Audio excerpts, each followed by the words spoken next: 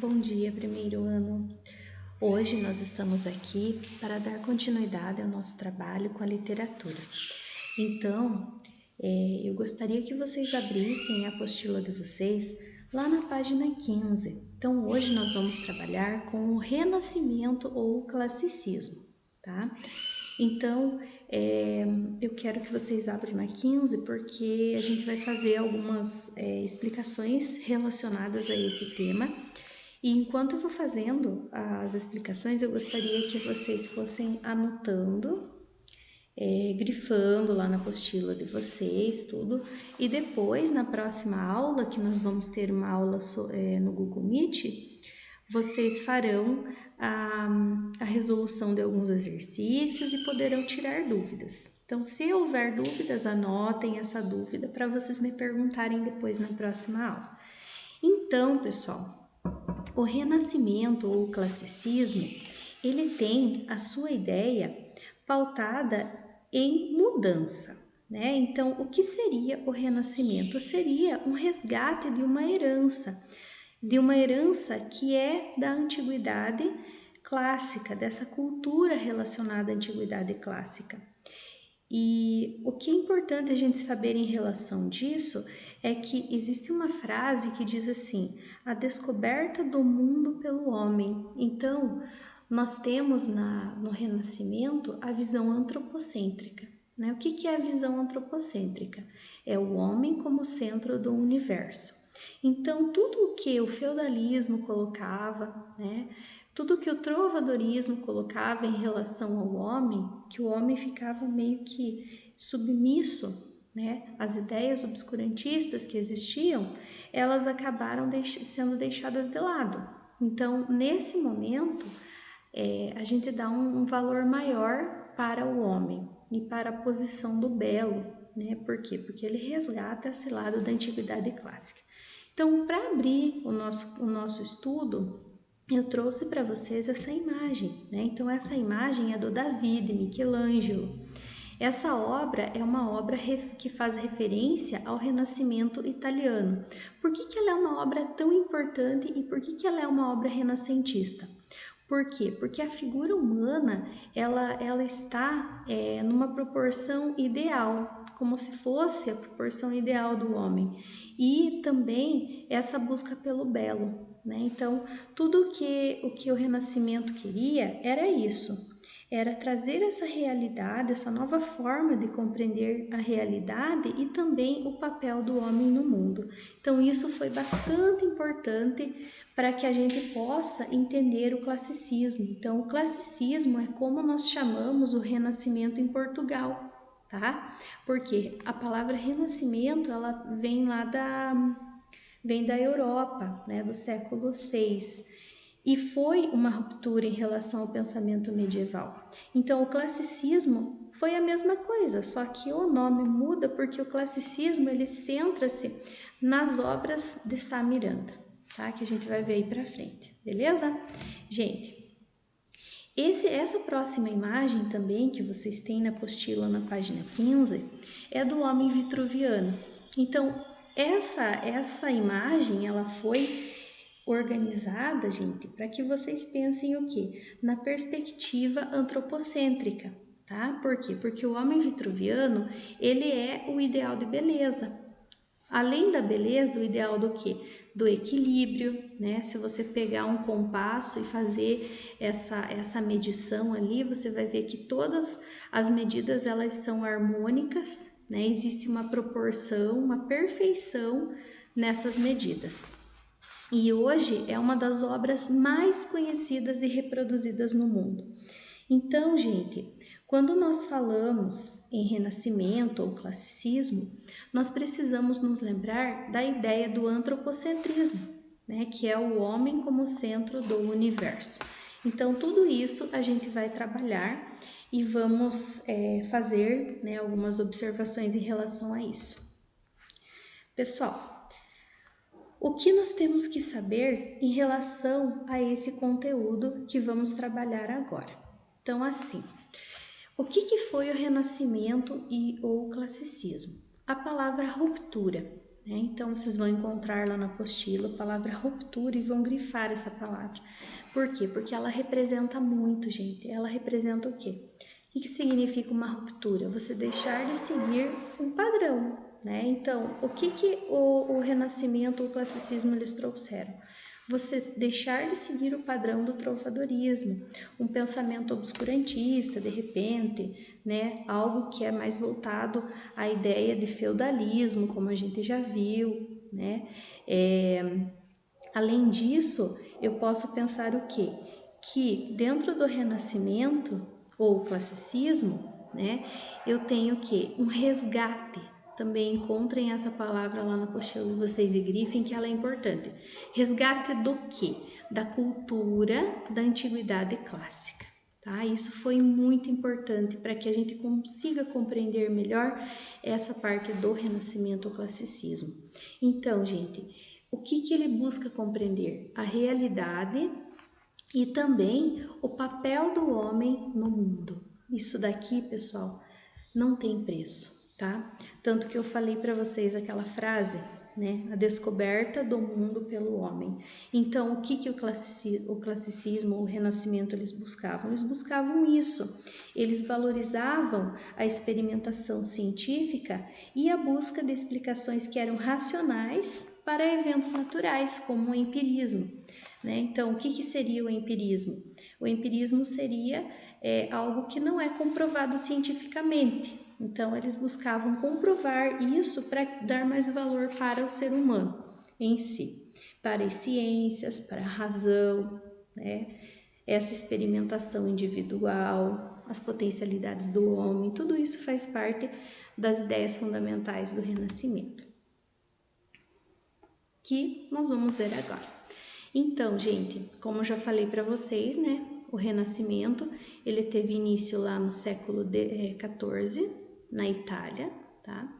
E ele traz em si essa perspectiva antropocêntrica, que é o homem, antropo vem de homem e cêntrica vem de centro, então o homem como centro do universo e nisso a valorização da razão. Como eles valorizam a razão, o que é importante a gente saber? Que a ciência passa a ser um instrumento de compreensão dos fenômenos naturais.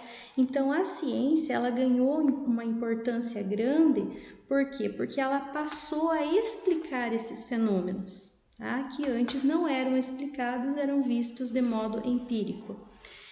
Também, pessoal, essa ciência, ela levou a quê? Levou a experimentação científica, tá? Essa experimentação científica, ela busca fazer o quê? Explicar, né, racionalmente, ou seja, usando a razão, coisas que são eventos naturais que são considerados empíricos ou o empirismo. Então, vamos pensar num exemplo assim, algo que é empírico. Chá de camomila é bom para você não ter dor de barriga, por exemplo. Então, o que a ciência fazia? A ciência tentava buscar os elementos que estão dentro do chazinho lá de camomila para que ele seja explicado cientificamente por que ele faz bem para dor de barriga. Por quê? Porque dentro do chazinho existem alguns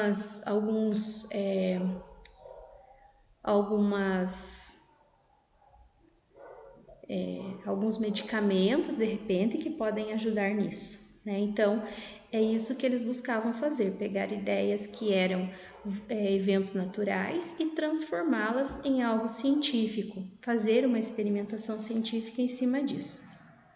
Como a gente fala em renascimento, valorização do homem, antropocentrismo, nada como falarmos também da importância das descobertas da medicina, né, que foram importantes, da astronomia, da filosofia, da sociologia, dentre outros.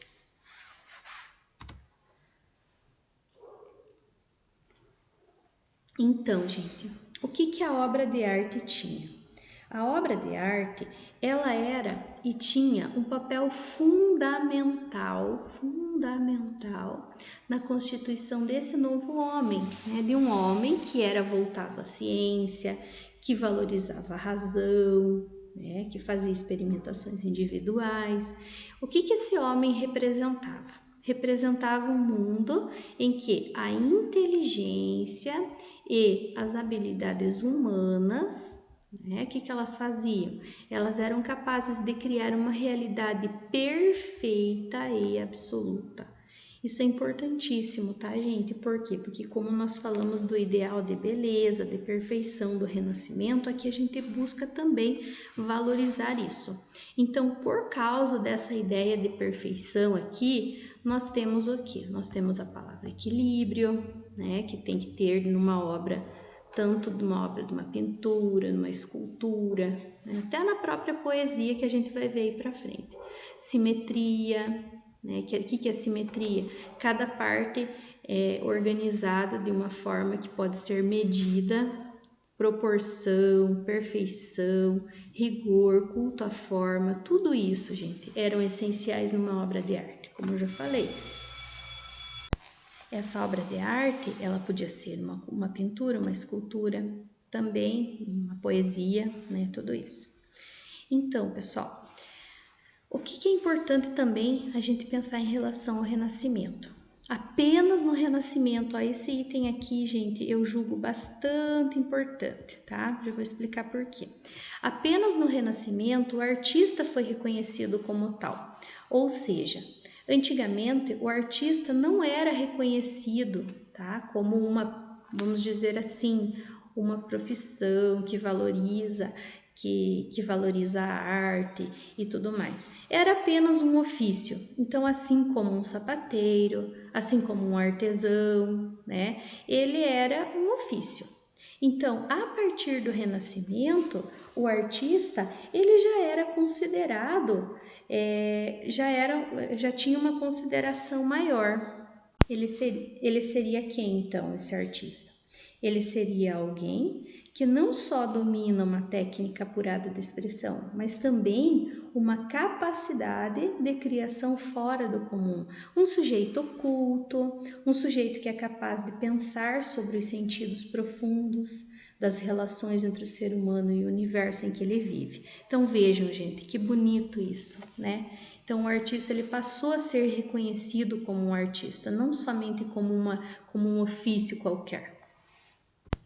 Houve o que então? Houve essa mudança de status, né? Então ele passou de artesão para intelectual. Isso é muito importante.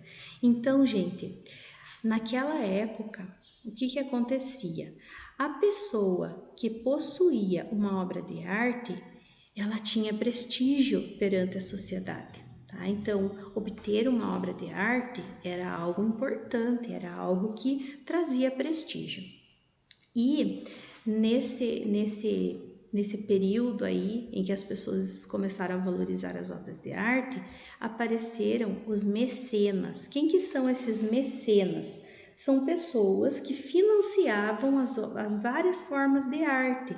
Então, eles viam lá que um artista, por exemplo, produzia quadros bonitos e tudo mais, ou então pinturas, esculturas, e eles acabavam financiando essas obras para que elas fossem vendidas depois, certo? Então, gente, vocês encontram isso também lá na página 15 e na página 16. Quando nós vamos para a página 17, nós vamos falar um pouquinho sobre o classicismo renascentista em Portugal. Então, gente, essa parte do Renascimento, ela foi muito importante para Portugal. Por que ela foi importante principalmente para Portugal, gente? Porque o Portugal tinha algo importante e algo em comum em relação aos outros países, que era a sua localização geográfica, né? Então, como Portugal tinha abertura para o Oceano Atlântico, era navegável toda, voltada para o Oceano Atlântico, os conhecimentos da navegação vistos por Vasco da Gama, né, que acabou criando uma nova rota para as Índias. Depois o Pedro Álvares Cabral, em 1500, né, que fez o descobrimento do Brasil. Também nós temos a viagem de circunnavegação de Fernão de Magalhães, que aconteceu entre os anos de 1519 e 1520. Então, tudo isso foi algo que acabou ajudando Portugal a ser reconhecido como um país de grande importância marítima, né? E essa importância, ela tinha que ser vista de uma outra forma também. Então, Portugal não podia mais ser vista só como um bom lugar para navegação ou essa abertura. Então, eles tinham que fazer o quê? Eles tinham que transformar a vida das pessoas com a cultura, né? Então, o que aconteceu, gente? Quando a corte, na verdade, e os comerciantes, eles enriqueceram, isso acabou transformando essa classe social, né? Mudando essa classe social. Então, haviam o quê? Sinais de luxo e riqueza. Então, como eu falei para vocês, naquela época, quem tinha uma obra de arte era considerado uma pessoa que tivesse, por exemplo, status, né? Ganharia um status lá, prestígio, né? Então, eles precisavam trazer também essas ideias para Portugal. Então, alguns intelectuais portugueses, o que eles faziam? Eles dialogavam, né, dialogavam com alguns humanistas italianos e acompanhavam esse desenvolvimento do pensamento que estava acontecendo lá na Europa, que era o Renascimento, né, nas artes e também na literatura. Né? Isso aconteceu lá em Portugal. Então, alguns portugueses conversavam com os humanistas italianos e tentavam trazer para Portugal esse desenvolvimento desse pensamento que trazia esses status de riqueza, importância, né, em relação às obras de arte. Gente, vou voltar um pouquinho aqui para falar para vocês de algo bem importante que aconteceu também naquela época, que é um fato histórico, na verdade, provavelmente vocês já tenham visto isso em história, mas só para vocês relembrarem. Então, em 1578, o jovem rei de Portugal, o Dom Sebastião, ele foi lutar em uma batalha lá no norte da África e ele acabou sumindo nessa batalha, desapareceu, né? Tanto que alguns historiadores não sabem dizer se ele morreu, se ele fugiu, né? E assim, o Dom Sebastião ele não tinha herdeiros e quem ficou no seu lugar foi o Henrique I. Mas o Henrique I também morreu em 1580. Então vejam, por enquanto Portugal não tinha ninguém para assumir o trono. Aí o que aconteceu? Espanha, que era governada por Felipe II, foi também proclamado rei de Portugal. Né? Então, Felipe II ficou rei tanto de Portugal quanto para a Espanha. E o Dom Felipe, ele era o parente mais próximo do rei, né, do Dom Sebastião, e ele atendia todas as regras de sucessão real. Então vejam, gente, nós vamos ver esse reflexo mais para frente, lá na parte do barroco, quando nós formos estudar o barroco, o problema que aconteceu dessa sucessão aí. Imagine um país como Portugal, que tinha grande prestígio em relação à navegação, ser governado por um rei da Espanha, né? Então, Felipe II ele ficou dono, vamos dizer assim, de dois países bem importantes, né, nessa parte da navegação e tudo mais. Então a gente vai ver para frente um pouquinho mais sobre isso, né, lá quando a gente for estudar o barroco, mas a título de curiosidade só. Então, gente, o Sá de Miranda, vocês encontram algumas observações sobre ele na página 18 da apostila. Então, o que ele fez? Ele visitou algumas cidades italianas, então ele foi um dos autores que tinha essa relação de amizade com os italianos e acabou tentando trazer para Portugal, né, uma poesia que fosse distante da lírica trovadoresca. Então, já não queriam mais saber do trovadorismo. Por quê? Porque já tinha passado o tempo, né? Eles já queriam algo novo, como já comentamos sobre isso, ideal de homem e tudo mais. Gente, Eles trouxeram também novas formas poéticas, como o soneto. Nós já falamos sobre o soneto, né? Eu já coloquei para vocês em algumas aulas anteriores, mas nunca esqueçam, gente, o soneto é uma forma fixa de poema em que existem 2 quartetos e 2 tercetos. Além disso, as cestilhas, né, que são os versos com 6 sílabas poéticas, e também eles trouxeram versos de 10 sílabas poéticas, de 8 sílabas poéticas e de 3 sílabas poéticas. Então, tudo isso aqui, gente, tudo isso que eu coloquei foram inovações trazidas pelo Sá de Miranda, tá? Quando ele voltou para Portugal, em 1527, ele fez o quê? Ele difundiu essas novas composições no espaço da corte. Então, ele foi o que trouxe essas ideias de mudança para Portugal, certo? Então, gente, o que eu quero que vocês façam como atividade? Vocês vão pesquisar lá na internet, tá? Sobre Sá de Miranda, tá? O que ele foi, quais são as características da sua poesia, e vão buscar uma poesia dele, vão copiar no seu caderno e vão postar lá uma foto no grupo para que a gente possa conhecer um pouquinho mais sobre esse autor tão importante para o Renascimento e o classicismo em Portugal, certo? Então, gente, logo logo nos encontramos pela nossa aula no Google Meet. Então, se vocês tiverem dúvidas, podem anotar as dúvidas, né? Para que a gente possa depois saná-las, ok? Então, gente, fiquem com Deus e até a próxima.